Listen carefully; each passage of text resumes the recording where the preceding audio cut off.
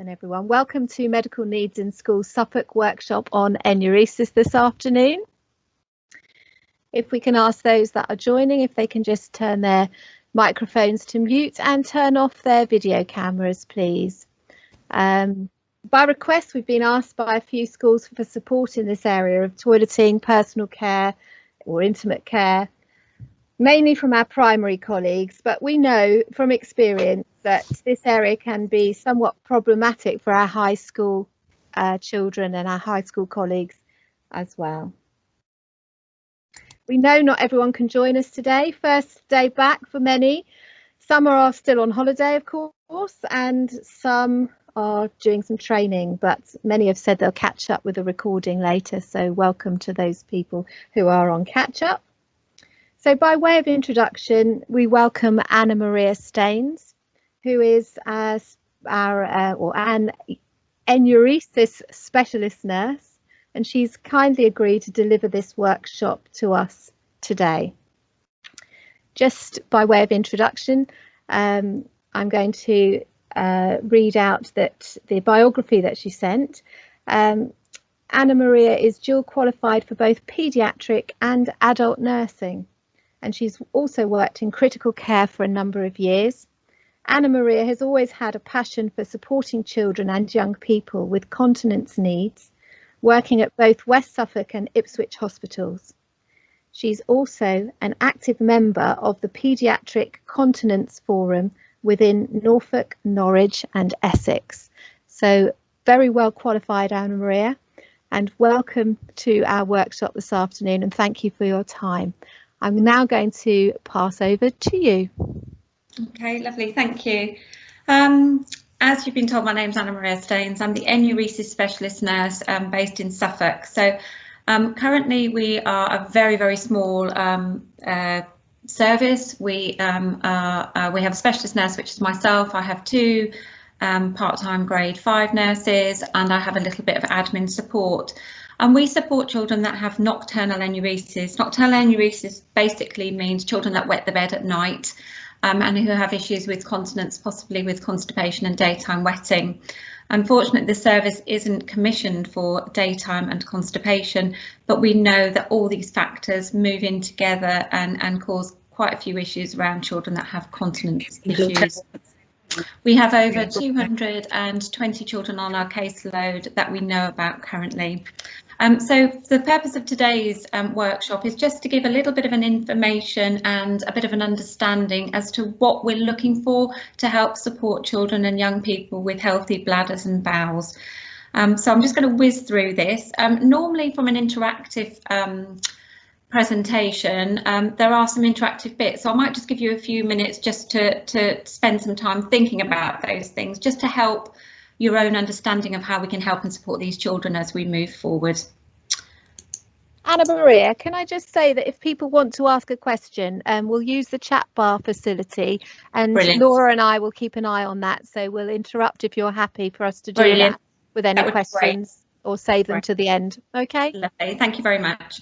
So the aims and objectives of the study session today is to have an understanding of the healthy bladder and bowel, recognising wetting and or soiling issues in children and young people, and we'll talk more about that as the session goes through.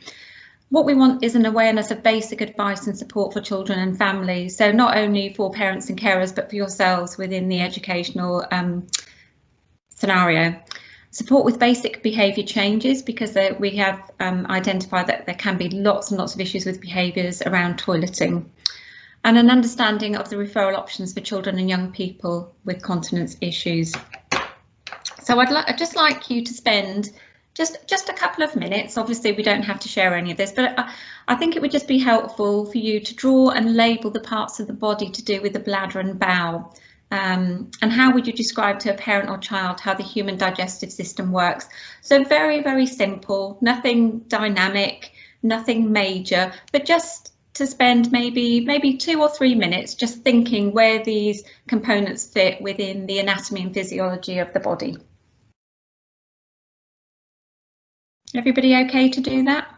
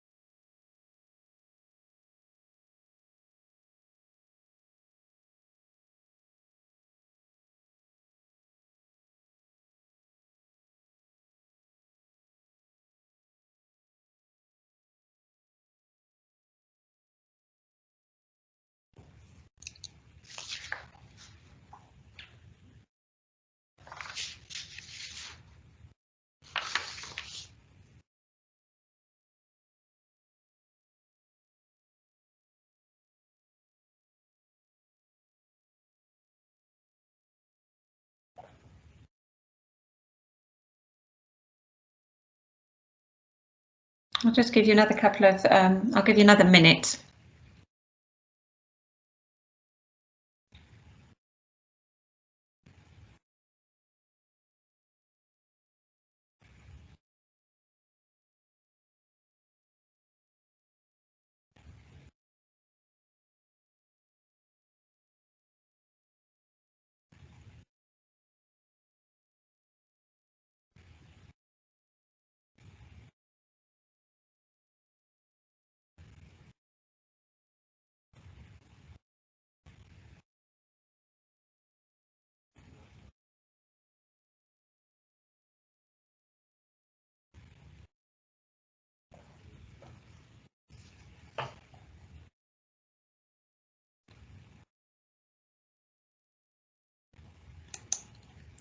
So I'm sure all your diagrams look very much like a textbook, which I'm sure they probably don't.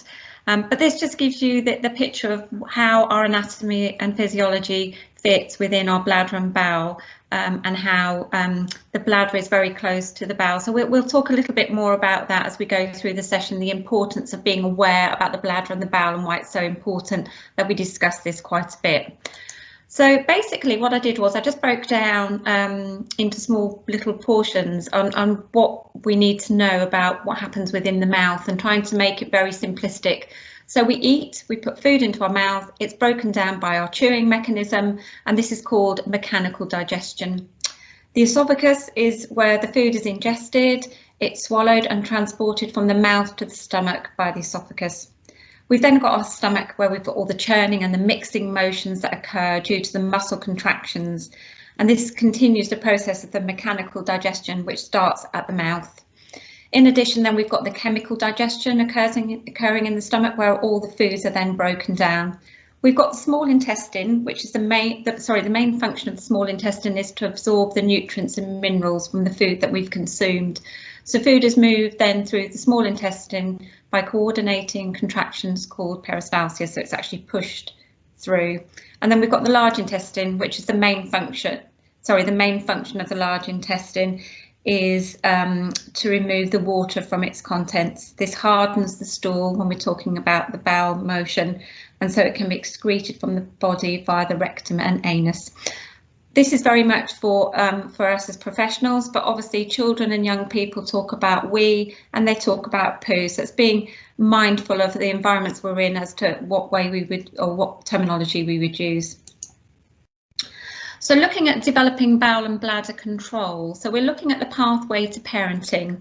So from a newborn who's possibly breastfed or bottle fed, they have about 8 changes daily. So when their bladder is ready to empty, and also with their bowels. As the bladder and bowel mature, children can hold on, or the child, can hold on for longer. Bowel control comes before bladder control. So usually we're saying within 18 months to 3 years that children are ready to be toilet trained or prepared for toilet training.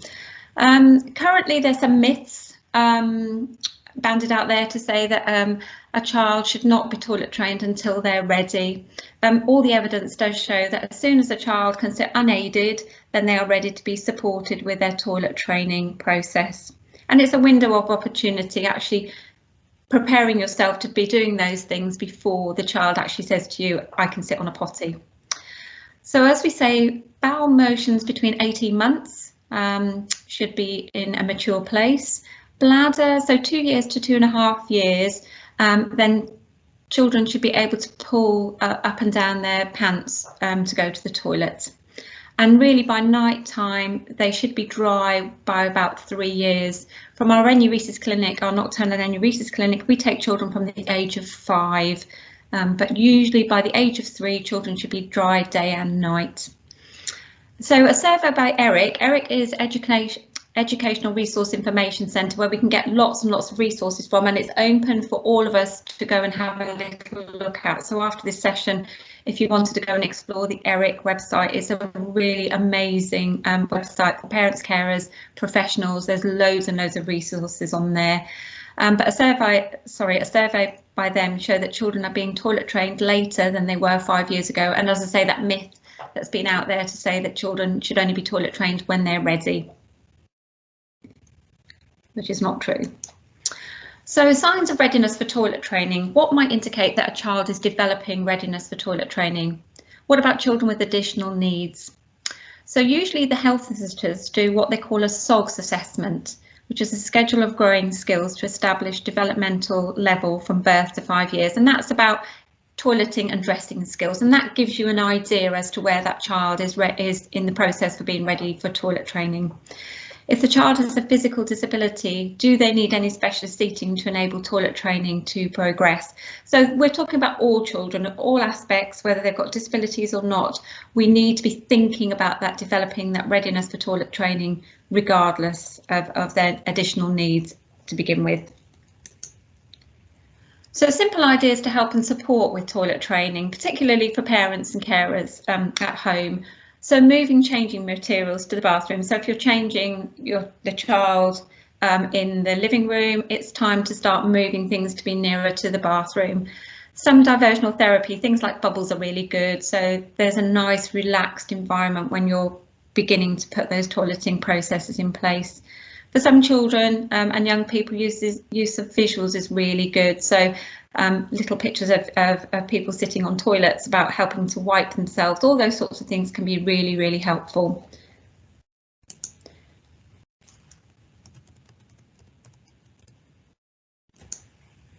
So making the toilet area fun, motivators. So not making it a really place to go where there's so much distraction in there, they're not actually going to be in the toilet to do what they want to do, but you know, maybe something on the ceiling, maybe some little wind chime, something to make it nice and relaxed and a nice place to be, to feel warm, secure, and a good place to want to be there. Making sure there isn't sensory overload, as I said, you know, otherwise that will just cause more havoc. And might have you in I need relief now, hang on.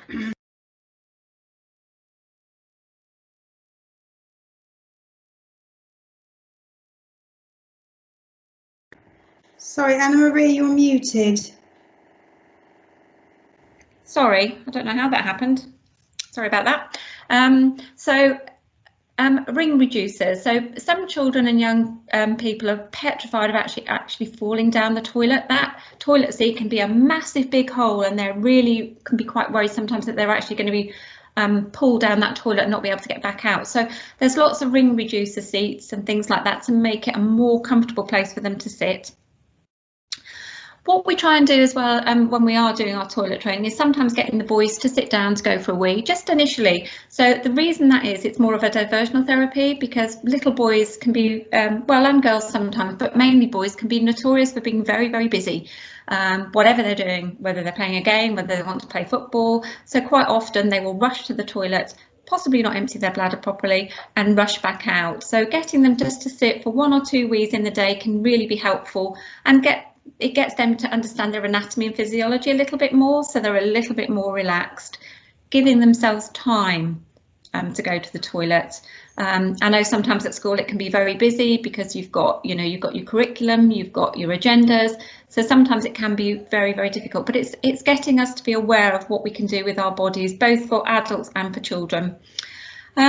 Sometimes for children, if there's issues with going to the toilet, they're apprehensive or worried, massage can be quite good with parents doing that, helping just really help relax that bladder muscle, because it is a muscle that can sometimes become quite tense.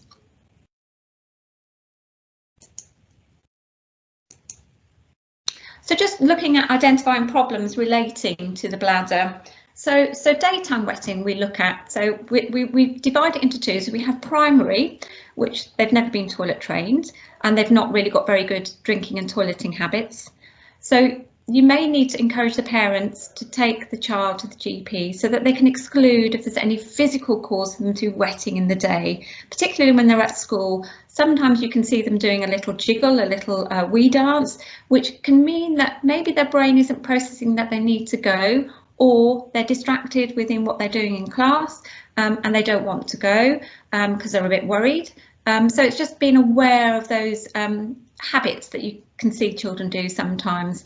As I say, it'd be good to recommend that the parents take them to the GP just to make sure that there's nothing else going on there. So that's if they've never been toilet trained in the daytime. So the secondary part would be if they have been toilet trained within the daytime, and then all of a sudden you're noticing in school that they're not dry. It could be one of these factors. It may not be. It could be an emotional issue, a bit like the primary, that they're a bit worried, they're a bit frightened about having to go to the toilet. Obviously, always having that safeguarding thoughts at the back of your head. Is there something else going on?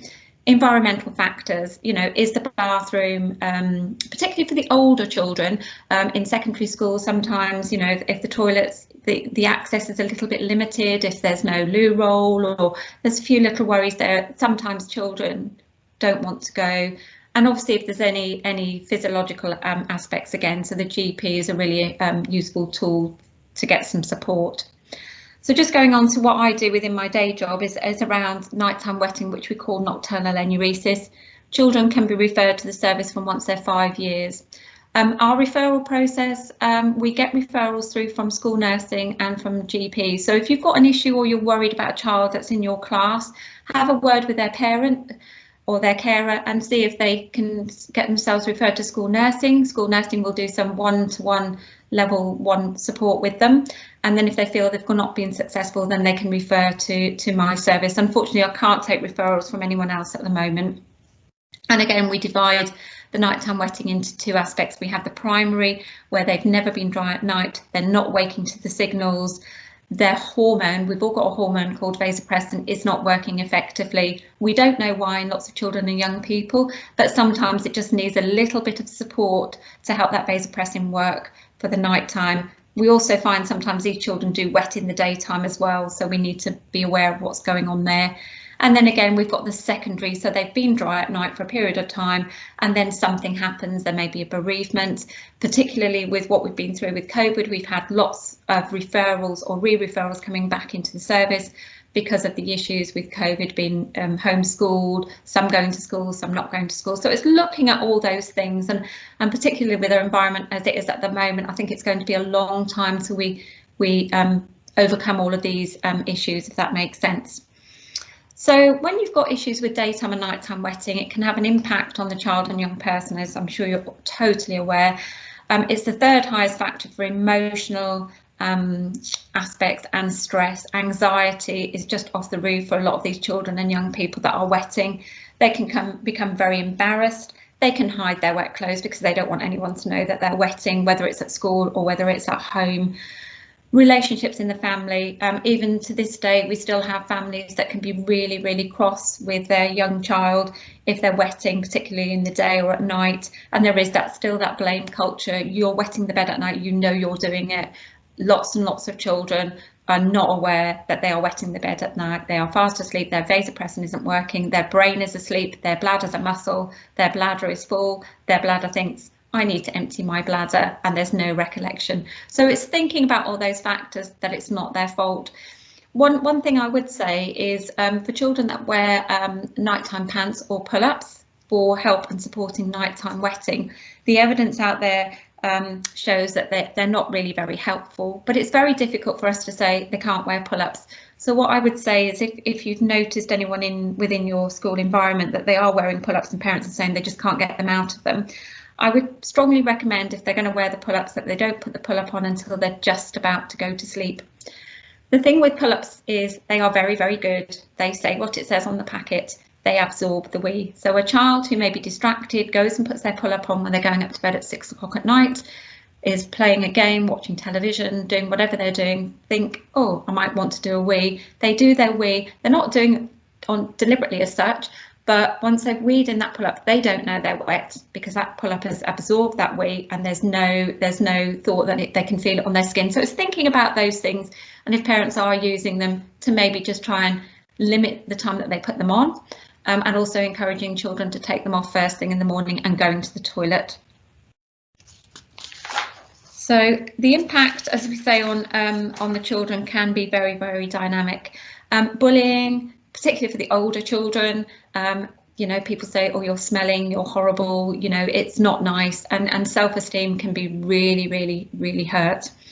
Missing out on opportunities. We have lots of children that come to our clinic in particular that don't want to go on a sleepover, don't want to go on scout camps, and touch wood, now that we're out doing these things again, hopefully that they'll all start doing their camps and things, but lots of children don't want to do that. And just quite an interesting fact really, there was a piece of research done where when children are in nappies, 5,000 nappies are used in toilet training up to the age of 3 years. That's a phenomenal amount of money, you know, that we could help and support these children to be dry when they are ready to be dry, when they are ready to sit unaided. So this is a very useful tool that we use quite often within our working environment, and you can get access to this if you go onto the ERIC or Bladder and Bowel UK websites. So if you look at the NICE guidelines, which is the fluid guidelines that we used to use all the time, they're slightly larger volumes. So ERIC and Bladder and Bowel alongside NICE developed this chart which shows that the volumes that we're encouraging children and young people to drink is less than what's on the main NICE guidelines, so in case you're worried about the confusion there. So we would recommend children from the age 4 to 8 should be drinking about 1,000 to 1,500 mils. Now, the most important things to think about this is that they need to be drinking regularly. So need to be drinking regularly both at home and school. And we would sort of really recommend, if at all possible, that children are drinking at least every couple of hours in the day. So we would suggest sometimes for parents, if the children are quite visual, that they would fill up that jug in the morning to know how much they need to drink. They'd pour themselves a drink with their breakfast. They'd fill up their water bottle to take to school out of that jug. When they come home from school, whatever's left in that jug, they know they need to drink up to an hour and a half before they go to bed. So basically what we're trying to encourage is like a workout, a bladder workout. So regular drinking, regular toileting. Quite often we might have to send a letter to school to say, you know, can you please actively encourage the children to drink and go to the toilet regularly. We do notice with lots and lots of the children that they will forget to take a drink because they're busy. Sometimes drinks can't be stored on the desks. They might be in another room or further away in the room, but it's definitely trying to get us all to do it, whether, you know, the staff, everybody, that we really need to be encouraging that regular drinking and regular toileting. And so I say that chart is very useful, so we have an idea of how much we should be drinking throughout the day. And as you can see, when the boys get a little bit older, they need a little bit more to drink than the girls do, to do with their makeup really. So advice and support for wetting problems, but also, I mean, I probably should change this slide and say advice and support for drinking and toileting, because it's something, even if children don't have an issue with wetting, it's really important that we are hydrating our bodies very regularly, because it helps with our concentration, it helps with our mental well-being, it helps with flushing things through our bodies, so that we're, you know, our bodies are really functioning really well. So we say that, you know, in theory, to aim for 6 to 8 drinks a day, about 250 mils in a cup. For children who are under 4, we'd recommend that they have about 150 mils in a cup. And what we would say is that they have a proper drink. So having little sips doesn't really work particularly well. If we describe our bladder like a balloon, we need to fill it up regularly and we need to empty it. When we're emptying, as I said, we need to spend that little bit longer in the toilet to make sure not to push or strain, but to allow our muscle to relax so our bladder is completely empty. So we're filling it and it should be empty after we've been to the toilet. So types of drinks that we would suggest that we avoid is things like caffeine, hot chocolate, fizzy drinks and blackcurrant. Blackcurrant, fizzy drinks, hot chocolate, caffeine can all make the bladder overwork. They can make the bladder irritable. However, if we've got children that will only drink blackcurrant or will only drink some of the fizzy drinks, we need to be mindful of that. We need the children to be drinking, so we can do some work with that to help and support them. So for example, the blackcurrant is just gradually making it more and more dilute as we go through. I know in school it's very difficult because water is what you're encouraging, which is brilliant, but we do need to be mindful of some of the children that won't drink at all. We really need them to be drinking. We'd certainly recommend that drinking stops at least an hour before bed, so that's allowing the bladder then to have some relaxation. And if the drinks have been spread throughout the day, then they shouldn't be thirsty by the time it's time to go to bed. Alongside the drinking, as we said, is around going to the toilet regularly, ensuring that they're filling and emptying. And then literally just before they're about to go to sleep, when I say just about to go to sleep, that the light's about to go off, then they really need to be getting out of bed to go for another wee. Again, just making sure that bladder has really been worked well throughout the day. As part of bedtime routine, it's winding down for an hour or so before bed, hopefully no screen activity. For the older children, what I try and say to them is around their mobile phones, is actually them taking responsibility and maybe taking their mobile phone out of their room to charge, maybe in the hall or somewhere else, so that they're actually, when they're in bed, they can actually have no blue light and have proper sleep. Making sure and being aware as well when parents are talking to you that the environment's good for them when it's bedtime. You know, is the toilet downstairs? Are they frightened to get out of bed to go to the toilet? Portable toilets can work quite well for some children. You know, some people have got their toilets are downstairs, they're upstairs. It can be quite difficult if they're worried about the dark, maybe having a little torch by their bed. Seeing where the toilet is, making sure the lights are on. If they're in a bunk bed, if there's issues with wetting, I'd sort of strongly recommend, if possible, put the mattress on the floor so that they can get access to the toilet. And then, as I said, we talked a little bit about the pull-ups before. Recommend to stop wearing pull-ups at bedtime. Again, it's very easy for me to sit here and say stop wearing pull-ups, but you know, it's very difficult if you can't get the washing dry, if everybody's all upset. Again, just thinking about maybe putting that pull-up on much later, just before they're about to go to sleep, and encouraging them to go to the toilet before they put the pull-up on. So supporting with wetting at school, like we've more or less talked about really, is looking at the school environment. You know, access to the toilet. Are they allowed to go to the toilet in lessons? How would they communicate to you that they need to go? Can they go when they need to go? Sometimes it's very difficult if you're in the middle of something within a lesson. You know, are they encouraged to go to the toilet before they go out to play at break time, at lunchtime? Access to the drinks, remembering or encouraging them to drink regularly, and the storage of drinks. Do they know where to go and get their drinks? If they don't bring a drink in, are you able to supply a drink for them? Taking enough time to use the toilet, as I said, don't be in a rush at break time. And it's, I say again, it's easy for me to sit here and say not to be in a rush when they want to get outside and play, but it's putting that part into the routine to say, well, actually, we all need to go to the toilet. We all need to wash our hands. We all need to drink regularly. So we're using it for everybody. So not just picking on the, I don't mean picking, sorry, but not actually thinking about the children that do have an issue, but this is for all of us. Obviously, if there's children who you've identified that have got issues with toileting at school, encourage the parents to bring in a change of clothes and some wipes to school so that they can be helped and supported with.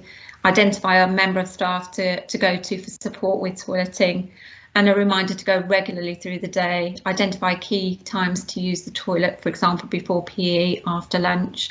And another big factor really is at the end of the day, a lot of children that we see in our clinic sometimes have accidents on their way home because they haven't gone to the toilet since lunchtime. So maybe that's something that could be factored in to help and support children while they're at school. And I've just thrown this up here around the Intimate Care Inclusion Equality Act of 2010. So obviously, as you're all aware, that schools have responsibility to meet the needs of pupils with delayed personal development, which includes toileting, in the same way that they would meet the needs of a child with delayed development in any other area. And there's just the websites on there, and I know Laura's got she's got these presentations for you, which have got all the links on there. And then just quickly going on to look at bowel problems, really, again, because we talk about drinking and we talk about having wetting accidents in the day. And if you can remember back to when we first started talking, was around where the bladder and the bowel sit within our anatomy and physiology, and trying to make it very simplistic. We have our bladder, which is full of wee or urine, and we've got our bowel, which is full of stool or poo, and they sit quite close together. And quite often we find that if children are constipated, and what I mean by constipated is that their stool, their bowel, is very, very hard, it can put pressure on the bladder, and that can lead to wetting. It can also lead to a number of problems. So if you're constipated, you can feel very full, you can feel very sick, you don't want to eat, so you're not eating your fruit and fibres, and you have a knock-on effect where you feel sick, you don't want to eat, and this exacerbates the toileting problems. It makes you very tired.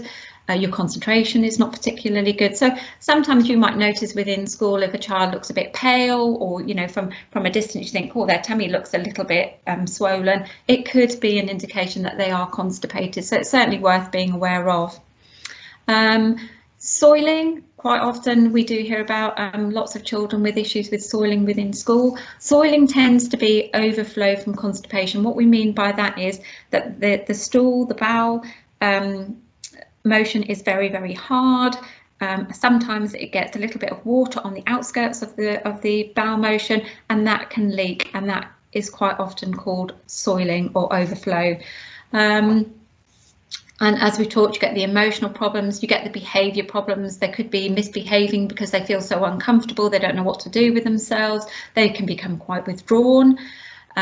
Avoidance, no, I don't need to go to the toilet, I'm fine, thank you. And again, just thinking around those safeguarding issues, is there something else going on that we need to be aware of? I'm sure some of you have seen this. This is a Bristol stool chart. Again, if you Google the Bristol stool chart, you'll be able to get yourself a copy of this stool chart, which gives you an indication of whether a child or yourself or anybody is constipated. I'm sure there are times at school where children haven't flushed the toilet, and you might know that they've been in, and you might think, oh gosh, that's a type 1, or perhaps I need to speak to somebody's mum about, or are they okay, are they going to the toilet okay? Again, we find within clinic, we show this to the children. Parents will normally say, oh no, they're not constipated, they go every day, everything's really fine. Quite often children will pick at type 2 or type 1, and that, when we look at those type 1 and type 2, that is around dehydration. That means that the stool, the bowel habit is dry, it's not got enough fluid. So 9 times out of 10 it's because they're not drinking enough, or it may mean that they need some medicine from their GP to help support that constipated stool. For the minor medications that GPs support children and young people with, it's normally a sachet, which is mixed with water, and they can have that with whatever they want to drink, and usually they should be able to come into school with that. That shouldn't be an issue. It's just if they need to have mega doses of this medication, that would probably be best for parents to be doing that over half term or through a holiday. I'm just sorry about that.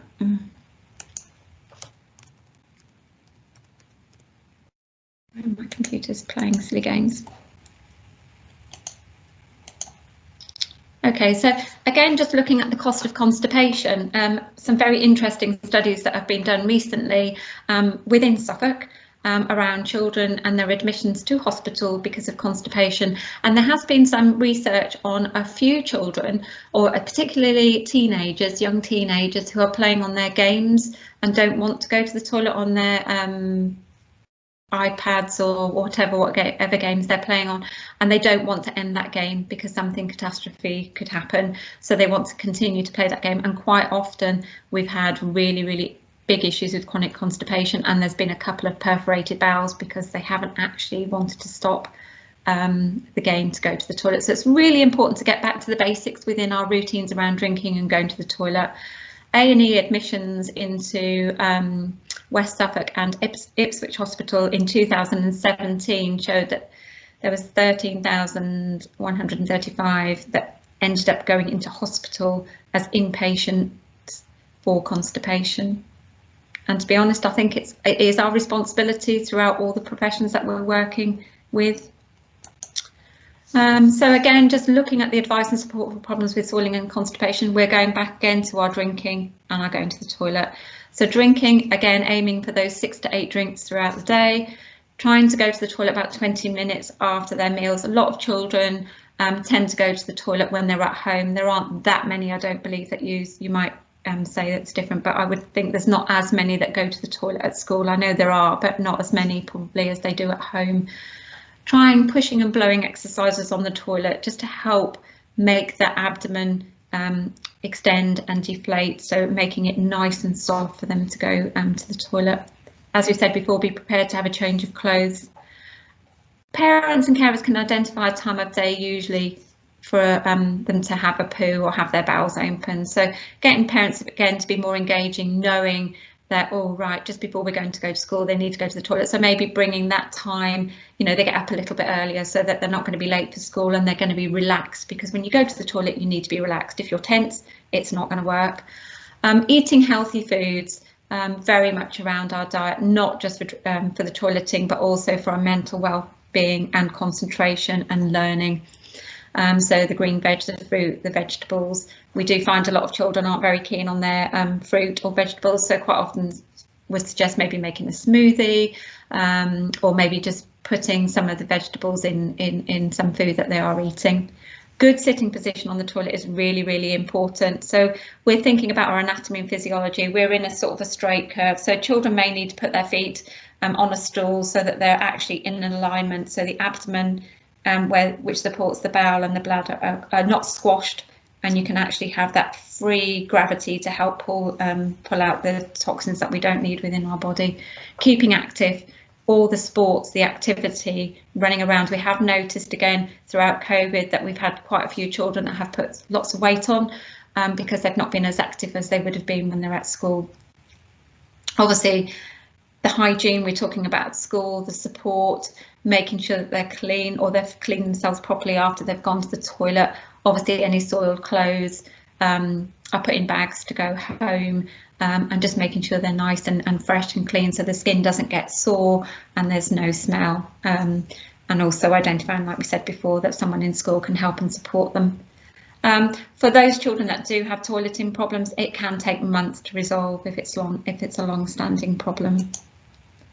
And then I just looked at a couple of case studies, again, just for you to think about what would you do, how do you think you'd do that. I don't know if you want to put your mics on and we discuss it, or if you just want to think about these case studies. So we've got Ben, who's 13 years old, has been seen in high school to support with anxiety. During one of the appointments, he gets quite upset and says he's been wetting the bed most nights since he started high school.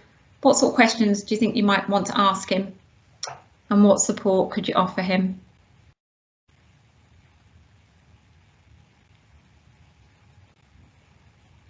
Does anyone want to say anything or come up with any idea? I think I'd want to ask him if he was worried about going to the toilet at school. Definitely. Because if it's a high school, quite often it's a very crowded environment, and also it's a place where, you know, you can be bullied. Yeah, and it's embarrassing, isn't it, sometimes, that, you know, as I say, especially in the high school environment, you know, children don't want to be, I mean, schools are very good and quite often they have a toilet pass, but a lot of them don't want to use their toilet pass because everyone knows that they're going to go to the toilet, and that exacerbates the anxiety and the worry. And that can, you know, make things a load worse for them. Yeah, so definitely. Anyone else got any ideas?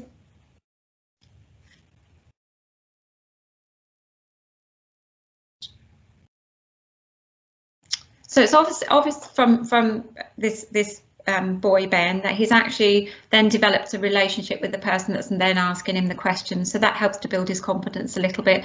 You know, there can be that discretion. You know, if he's wetting the bed most nights, you know, has he got tummy ache? You know, is he okay for you to talk to mum or whoever is at home? You know, for him to know that it's not abnormal to feel like that or have tummy ache. You can also get him to look at the ERIC website. Again, absolutely amazing resource. They do lots of stuff on YouTube. They do lots of stuff for teenagers. So, you know, you could signpost him or maybe look at it together, so he knows he's not the only one out there and that he probably does need some help and support with that wetting at night. You know, is he constipated? Has he always been wet? So there's lots of things. It's gaining that trust with him and gaining that confidence for him to know that he's not the only one. And then we've got an 8-year-old who's been referred to the Healthy Child programme because of concerns about her having angry outbursts at home and in school. So you're going to see her to support her with her emotional difficulties. And during one of your appointments, she seems quite uncomfortable and says she's tummy pain. as you talk to her, it becomes more evident that she has difficulty going to the toilet and opening her bowels. So again, it's just being mindful to know that, you know, she's having these angry outbursts. Is it because she's just angry?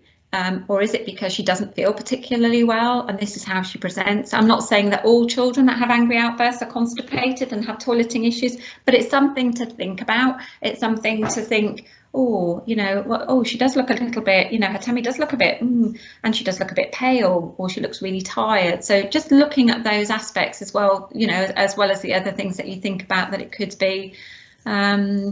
And then obviously this particular little girl had lots of difficulties with going to the toilet and opening her bowel, so she was constipated. And this particular little girl had some medicine prescribed from the doctor, which helped soften her stool, and then she was fine and she was able to eat and drink properly, and then her angry burst stopped. So in that particular case. And then we've got a 4-year-old who's a diagnosis of autistic spectrum condition. Mum reported that she was advised to delay toilet training, but is worried that he'll be starting school in September. What advice could you offer?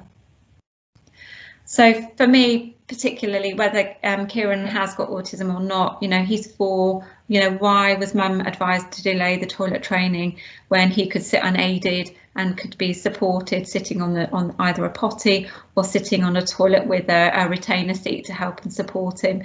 So obviously, the advice I think would be offered is just to start that toileting process, getting to sit on the toilet, even if he doesn't really want to go, just getting him to sit there, become familiar.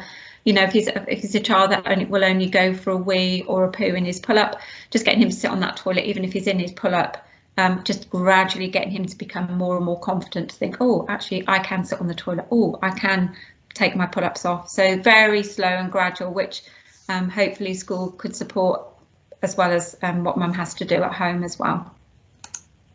And then we've just got a 2-year-old who's dry by daytime and wears pants. She refuses to open her bowels unless she's wearing a nappy, and she frequently waits until bedtime and then will poo after her bath. So fairly more straightforward with this particular one. If she's going to poo after she's had a bath, then again, getting her to sit on the toilet after she's had a bath, maybe just with a pull-up on to begin with. Then you might want to just cut a small hole in the pull-up so that when she sits on the toilet, she's still got the pull-up on, but it's actually going into the toilet, getting her to recognise the noise. Oh gosh, that's brilliant, you've actually managed to poo on the toilet. Look, it's gone down the toilet, let's flush it, you know, and then gradually getting her to get those pull-ups off completely.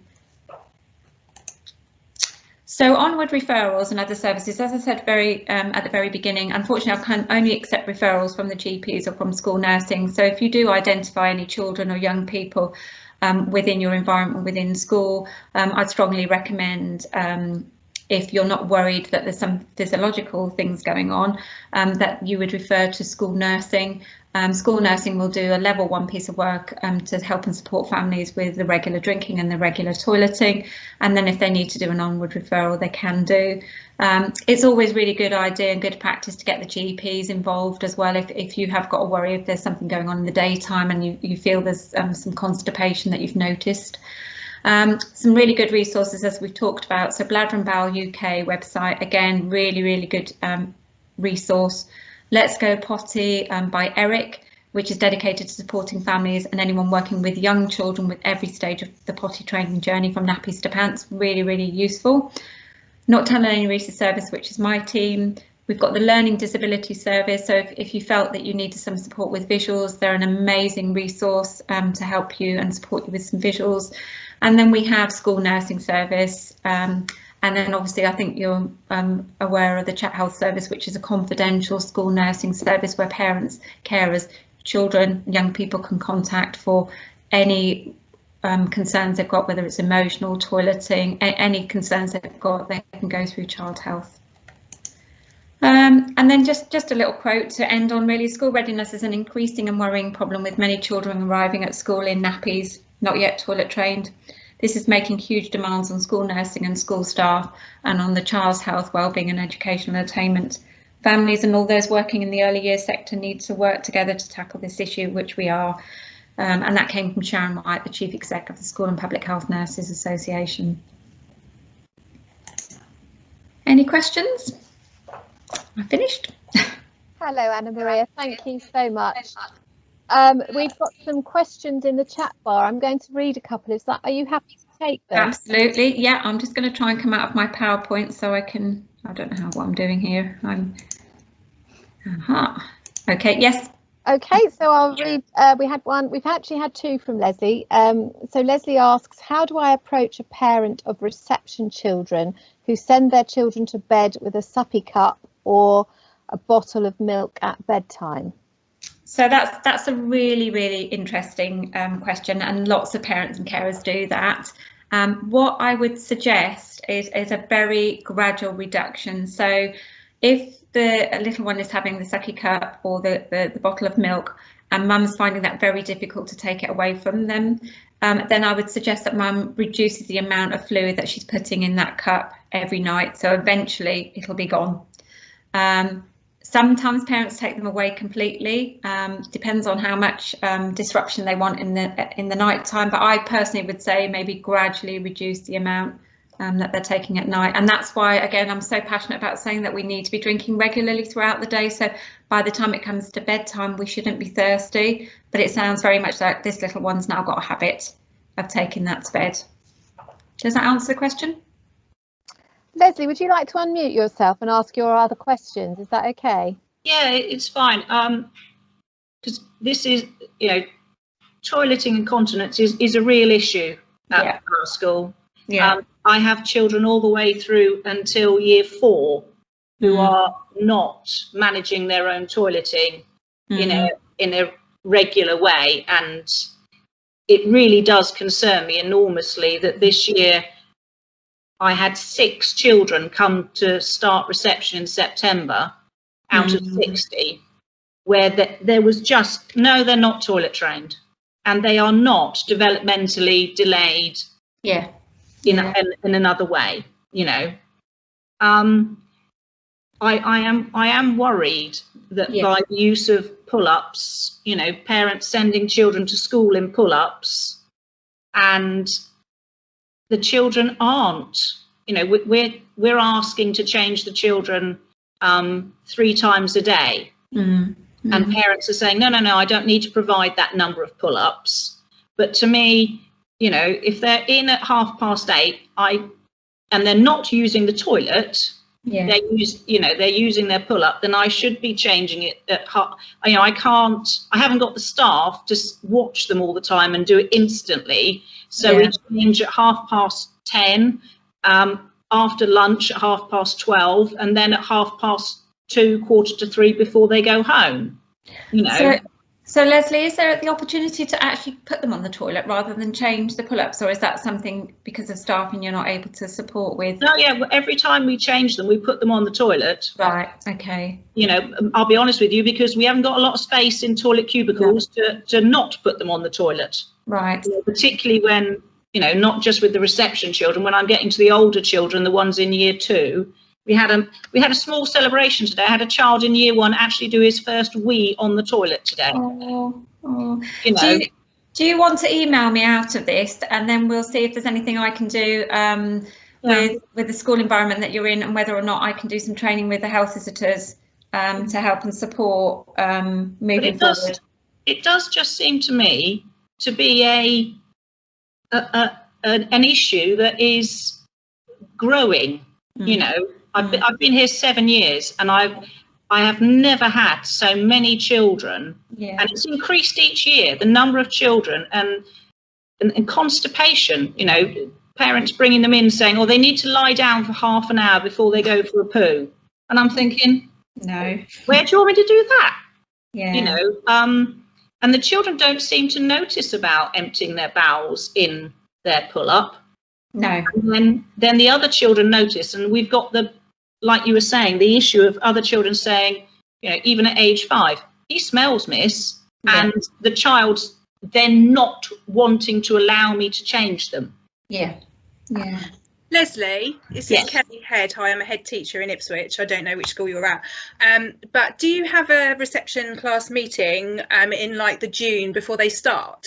Yes. Because I'm quite clear in that meeting that we don't support toileting at school unless the child has a medical issue. Now, obviously, if there was an exceptional circumstance, we would, but I am quite clear, and the number of parents that then say to me, oh, I better get a move on with that then, and a lot of it's resolved by the September. So I don't know, I mean, we have massive issues, but it has significant, since I've actually started really being very direct, shall I say, in my meeting, we've had a significant reduction in that, and actually being very clear that actually, unless a child has a medical issue, which we are always going to support and help with, that actually toilet training should be completed before they start reception in the September. Yeah, we do have a meeting where we say, you know, we expect them to be toilet trained, and we expect them, you know, to be able to recognise their own name. But it just seems to be creeping in more and more. It really does. But in a way, I'm glad it's not just me. No, definitely not. And I think sometimes it depends on the area. And it, you know, again, as Kelly said, you know, having those meetings beforehand. I mean, as from part of my role, I'm more than happy to come to a meeting before they come to school in September, if that would help you, so that we are actually encouraging the parents. But as I said, you know, there is a myth out there in some areas where, you know, people have been told not to toilet train until they're ready. And I always use a description, you know, well, my children are really grown up now, but, you know, are you going to wait till they're 18, they've got their backpack and they're off to university, and they say, oh, hang on a minute here, I need to learn how to use the toilet. You know, we really need to go back to those basics, as that drinking and toileting needs to be established as soon as they are able to sit unaided, you know, at home before they come into school. Yeah, no, absolutely. And I think, you know, if it was just the autistic children that come in, that, you know, no one would worry. Well, we would worry, but, you know, that's different. But it's not just autistic children, it's just average children, and it shocks me, frankly. There's huge issues around the whole of the country. You know, we're not just unique in Suffolk, it's around the country. And I think, you know, when you see how good the products are that parents can buy, you know, and they hold an awful lot of wee, you know, you would quite often not know that they've wet in that pull up until they've started to, you know, walk or run around and it's become quite squidgy, but they have no sensation. So yeah, there's a huge issue, huge. Thank you for your questions, Leslie. Kelly, I know that I'm just conscious of time. There is one more that we've had from Kelly, and she asks, how long should a child stay on Movicol or Laxido? Some of our children never seem to come off it. So again, that's a tricky one. Now in Suffolk, and just to give you a little bit of a heads up, I've actually put a business case forward for a continence service because we don't have one.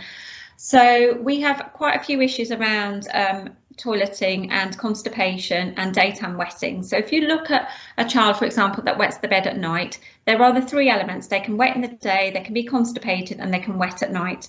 Quite a lot of our children and young people have had issues with constipation, whether it's from my service or in general, and probably where you're coming from, Kelly, is that what happens is the children then get put on something like Laxido or Movicol to help soften their poo.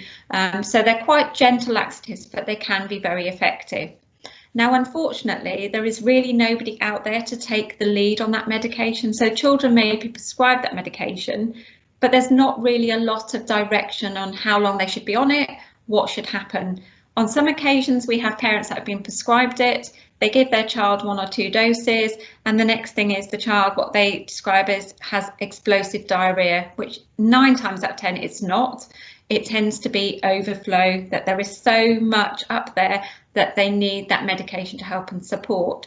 So if you found that a child's been on that medication for months or whatever, I would strongly recommend that you get that parent to contact the GP and ask how much longer they need to be on that medicine.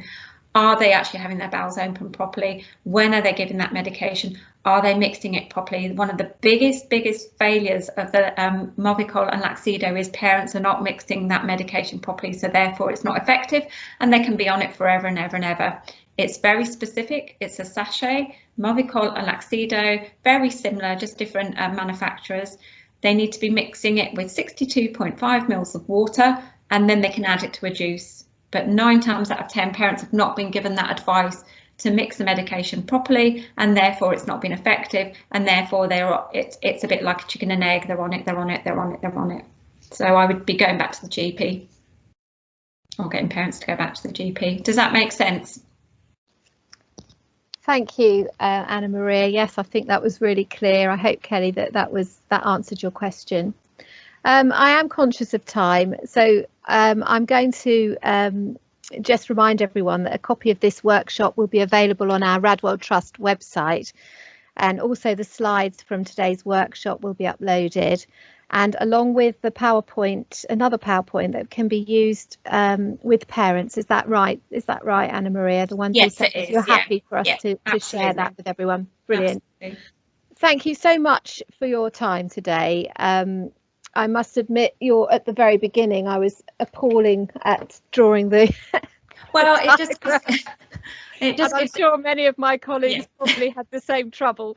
But yeah, that was interesting. And then to see where everything fits, I need to revisit my biology, I think. So thanks so much for your time today. It was really useful. Oh, there's my phone. If anybody wants to, I'm more than happy if anyone wants to email me, and I'm happy for you to give my email address. And as I say, for the anatomy and physiology, it's just to give people it's not a test, it's just to give people an idea when we're trying to understand what we're trying to put out there and why it's important, and looking at our own anatomy and physiology and what we should be doing as well. So, yeah. All right. Well, many thanks. Yep, so we'll share your email address in the chat bar, if that's okay, Anna Maria.